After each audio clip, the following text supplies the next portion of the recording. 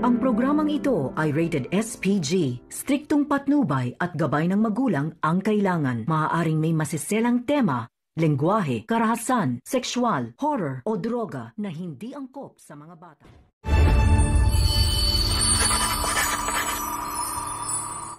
Narito na nga ang dapat nating abangan bukas sa Hating Kapatid. Hindi na nga magpapapigil pa itong si Rosel upang pakasalan itong si Darius. Ginawa na nga ni Jacinta ang lahat. Samantalang, ito namang si Chris ay hindi naman mapakali at agad naman kinausap ni Chris ang kanyang kaibigan at sinabi na hindi niya makakalimutan itong si Rosel. Kaya naisipan agad dito ni Chris na pupuntahan niya ito dahil nababalitaan nga dito ni Chris na ikakasal na nga daw itong si Rosel. Kaya naman sa simbahan ay tila hindi mapakali itong si Rosel. Kaya hanggang tinanong na nga ito ng pari kung tinatanggap ba daw nitong si Darius na sa mag-iisang dibdib.